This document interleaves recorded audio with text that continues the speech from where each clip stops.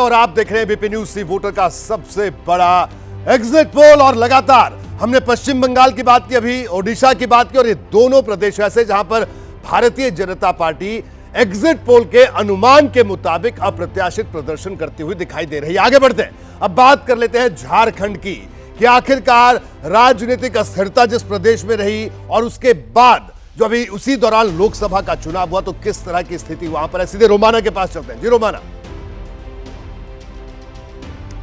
झारखंड का exit poll का आंकड़ा मैं आपको दिखाने वाली हूं। एक ऐसा प्रदेश जो आदिवासी बहुल प्रदेश माना जाता है, एक ऐसा प्रदेश जहां से लोकसभा की 14 सीटें आती हैं, वो प्रदेश जहां से एनडीए को जबरदस्त समर्थन मिला था। 2019 चुनाव की अगर बात की जाए तो वोट शेयर के मामले में भी एनडीए बाजी मारता हुआ करीब 56% के आसपास था, और इंडिया गठबंधन तब जो कि यूपीए के तौर पर था वो महज 35% के आसपास। तो ऐसे में इस बार क्या रह सकता है नतीजे का सटीक अनुमान। झारखंड 14 लोकसभा सीटें और एनडीए का वोट शेयर पिछली बार की तरह 53% के आसपास। हालांकि पिछली बार से यहाँ पे 3 पॉइंट की कमी नजर आ रही है, क्योंकि पिछली बार 56 था, और वहीं इंडिया गठबंधन आप देख रहे हैं, इंडिया गठबंधन जो है वो 38% वोट शेयर के साथ पिछली बार के मुकाबले थोड़ी सी बढ़त वोट शेयर के मामले में बनाता हुआ नजर आ रहा है। और ऐसे में अगर इस वोट शेयर को सीटों के लिहाज से तब्दील किया जाए तो सीटों का बड़ा नंबर आपके सामने। एनडीए के खाते में 11 से 13 सीटें जा सकती है, इंडिया गठबंधन के खाते में 1 से 3 सीट जा सकती है। मतलब कुल मिलाकर कमोबेश वही तस्वीर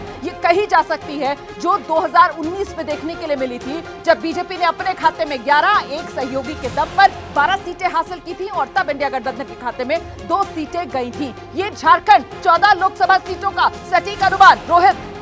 बिल्कुल रोमाना, तो इस वक्त की बड़ी खबर, झारखंड में एनडीए को फायदा मिलता हुआ दिख रहा है। इस एग्जिट पोल के मुताबिक झारखंड में एनडीए को 11 से 13 सीट मिलने का अनुमान है।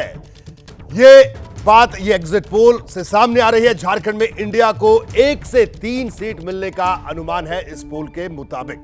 मैं दिबांग आपके पास आऊंगा। दिबांग, क्या कहेंगे झारखंड की जो तस्वीर निकलकर सामने आ रही है? देखिए, झारखंड के बारे में कहा जा रहा था कि जेएमएम के सोरेन साहब जेल में हैं और उनका प्रचार हो रहा है, उनको उससे कुछ लाभ हो सकता है, लेकिन अगर ये एग्जिट पोल है तो इसमें साफ दिखाई दे रहा है कि ऐसी कोई बात नहीं है। पर मैं एक सवाल मैं पूछना चाहता हूँ, यशवंत से पूछना चाहता हूँ, पश्चिम बंगाल पर पूछना चाहता हूँ कि वोट अगर प्रतिशत आप देखें तो 42% और 43%, टीएमसी 42%। सीटों की बात करें तो टीएमसी को 7 सीटों का नुकसान और बीजेपी को 7 सीटों का फायदा। ये इसका मतलब मार्जिन बहुत कम थे। इसका मतलब ये क्या ये पलट भी सकता है आंकड़ा?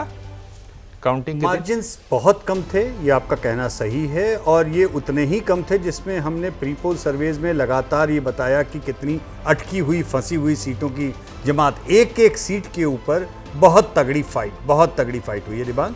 लेकिन एक अंतर है, एक अंतर क्या है, वो ये कि जैसे बीजेपी की एंट्री बंगाल में ग्रामीण बंगाल से हुई थी, इस बार ममता बनर्जी ने कुछ सीटों पे वापस वहां पर आधार बनाने की कोशिश की है, खींचने की कोशिश की है। लेकिन उससे ज्यादा महत्वपूर्ण बात यह है कि जो शहरी बंगाल है, भद्रलोक जिसे कहा जाता है, जहां बीजेपी लगभग शून्य थी अभी, वहां पे अच्छी खासी एक पैर पसारने वाली कवायद बीजेपी ने कर ली है। तो इसलिए आपका जो बात है वो बात सही है कि इसमें करीब करीब मेरा मानना है कि कम से कम 8 सीटें तो ऐसी हैं जहां काउंटिंग वाले दिन टच एंड गो का मामला एकदम रहेगा। लेकिन जैसा आप दिबांग जानते हैं, इतने सालों से हम लोग साथ काम कर रहे हैं कि टच एंड गो की सीटें प्रोबेबिलिटी के हिसाब से वैसे ही बढ़ जाती हैं जिस हिसाब से वोट शेयर का मार्जिन जाता है।